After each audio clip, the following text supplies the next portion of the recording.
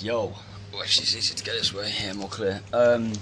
Okay, so this is the 15th update now.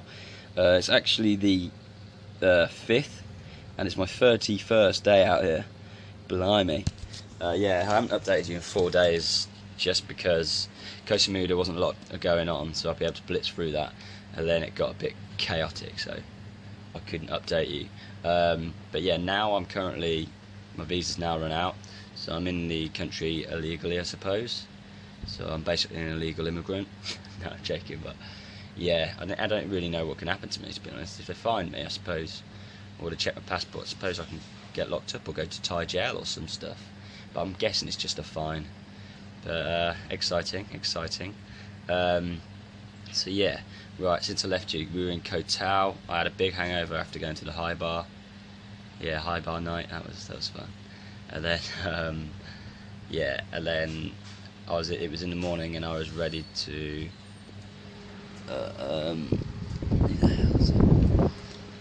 yeah, and I was booking my travel to Koh Samui. Yeah, I didn't really aim to go Koh Samui, and neither did all the others, but the plan was to go to Koh Samui, so it makes it easier to go Koh Phangan for the full moon party. You just travel to Ireland on a night. Well, I'll get to that later. So yeah, after that we booked a boat, had some lunch in Koh Tao, headed out, and we arrived in Koh Samui at about 6. Yeah, so that's that really. Then we arrived in Koh Samui and we'd previously searched up for hostels, so we went to a hostel which was cheap. I think we got it, well, it was meant to be like 1,000 something, but we ended up getting, as there was 5 of us, 900 each, and it was a really nice hostel. I really liked it. The others said they stayed in better ones, but I thought it was great. It had like it wasn't double beds, it was just literally single beds with a duvet, aircon to the max. Showers were a bit shit, I suppose, but you just need water, whatever, get over it. Yeah, it was really nice. Good lockers. Yeah. Oh yeah, and security. You had to go through 3 doors with 3 different locks, so pretty spot on that one. So yeah, we went there and we booked that for 4 nights. Yeah, booked that for 4 nights, although I stayed at 3. Get to that later too. So anyway, yeah, and then we arrived at 6, so then we thought we'd see what Koh Samui's got. So we went out, looked around, no cheap food, really expensive.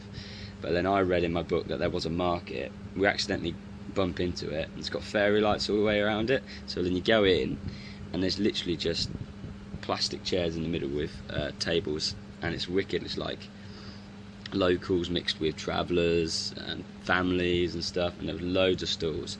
I've got a video, so that'll go on the end really nicely. But yeah, that was awesome. We went there every night we did, I think. But yeah, that was really cool. I had a selection of things, but only like 60-70 bar a meal, and then fruit shakes round. All fruit shakes were about 50, really nice. I had ice cream and everything. I had a coconut. I loved it there. And then we went out to go see what else was going on, and it got really cringy and seedy and horrible. It's what I heard Koh Samui was like, but we went through Bar Street and it was still too early. It was about 10 o'clock and all the women were like, hey, come in, and we were like, oh god. But we went to a cool bar and had a look at it, but then we didn't bother getting a drink. It's called Reggae Bar. If you ever go Koh Samui, I recommend, suppose, going to that one. But yeah, and then we carried on, and then we got told by these couple that go to the beach front. So yeah, we weren't really up for a night, and we went to it, and then it was like a ghost town all the way around. Like there was no one, like traveller wise. We were like, what is going on? And then yeah, and then we just arrived at this beach and it was dead, but we could see it was busy somewhere like across the beach. So we went up there and it was mayhem. It was called a place called Art Bar, and it was just a load of seedy muscle men trying to pull chicks. It was just like, oh. So the Germans got straight in. They love beer, so they don't really care who it is or whatever. And it was so expensive. So me, Annie, and Sam were just like, oh, we'll get something for the cheap here. So is that freezing for you? It's freezing for me. Oh well, I'll carry on. Yeah.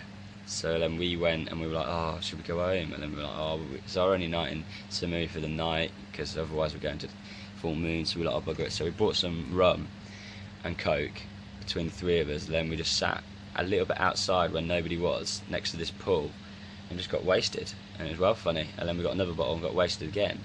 But then those two were sort of copping off, so I was a bit like, oh, third wheel. So I ventured off, but then I hit a massive deep down point, a massive Tom Burke's depression again, which was real bad to hit. But yeah, I struggled with depression. I can't give you a pinnacle thing. I suppose when you get depression, you just get depressed about everything.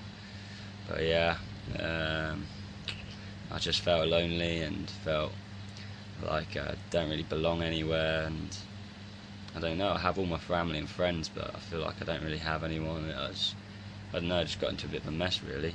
So then I went home, went home, that was it really, and I slept. Oh, then I found out some terrible news, which the guy doesn't wish for anyone to know, which is fair enough, but a guy I knew from university, a really cool guy, really nice, lovely, kind-hearted man.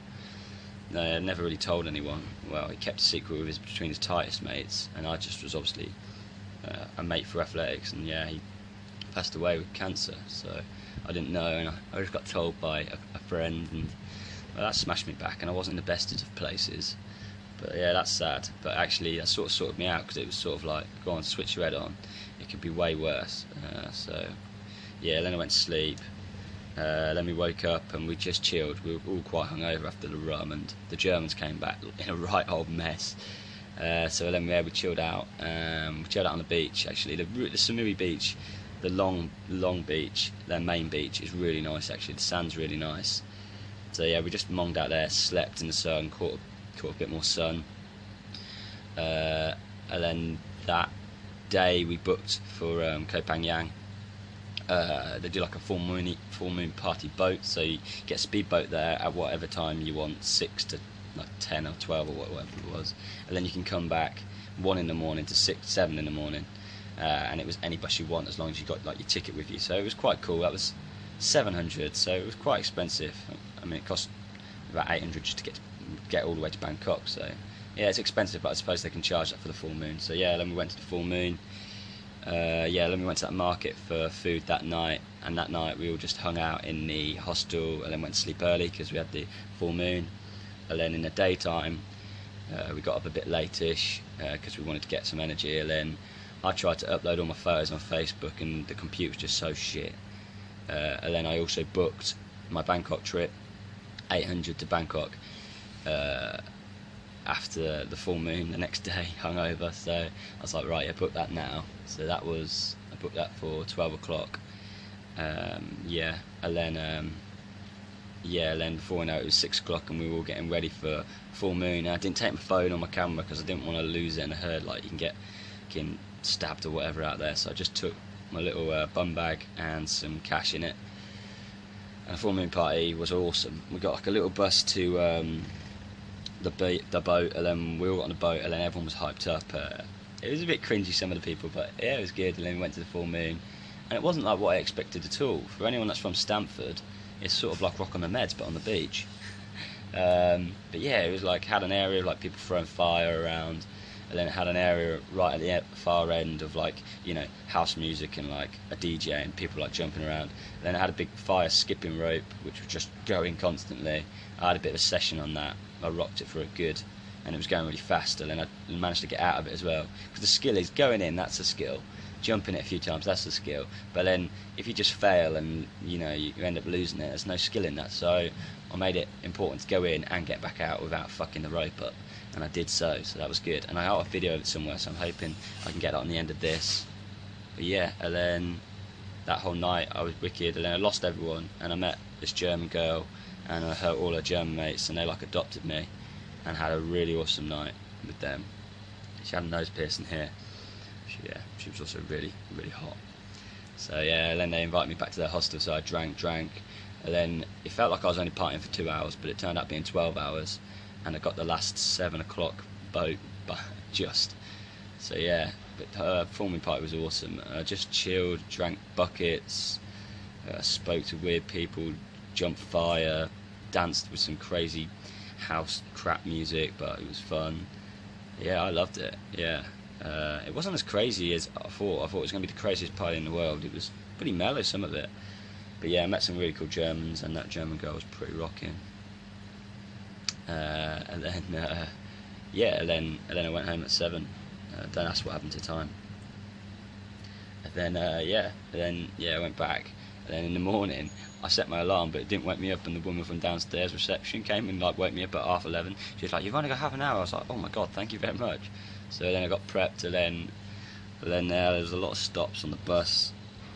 It took 18 hours to get, because I had to get the bus to the ferry, and then from the ferry onto a boat, onto a bus, and then the bus stopped at another place, with a change of bus over for 2 hours. That was long, and that was boring as well. And then I got on a VIP bus, which I got told I wasn't going to get a VIP bus, but it was a really nice bus, and I slept the whole way. Aircon was booming.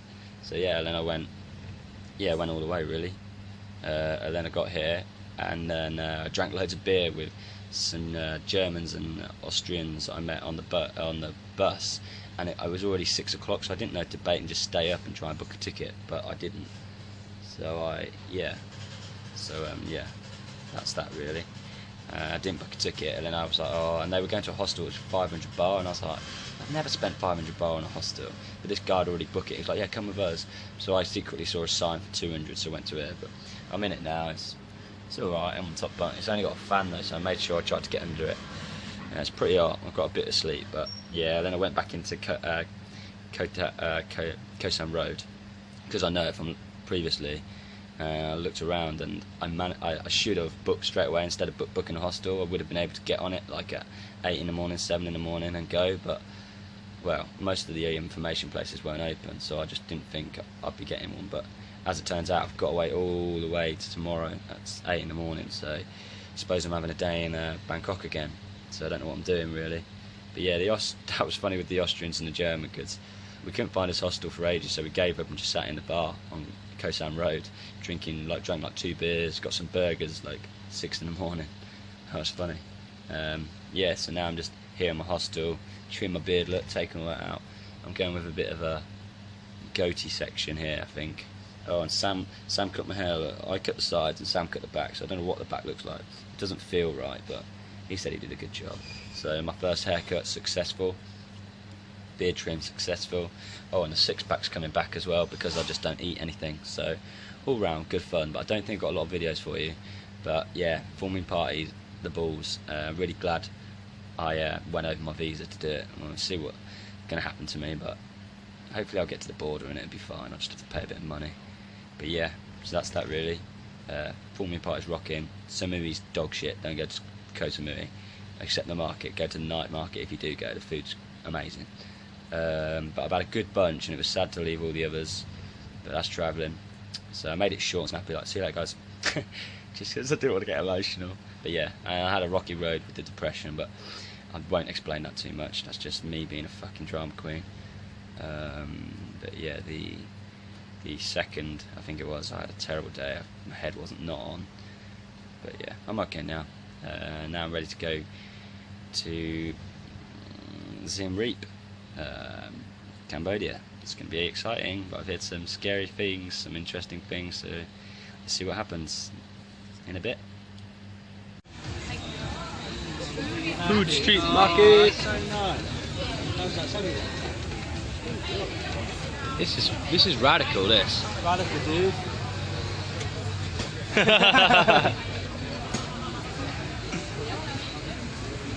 It's actually it is worth a little cheeky video. Pee Beach time. There he is, Mr. Sleep a Lot. Hiya, how's it feeling? Oh, sleepy. You're sleepy.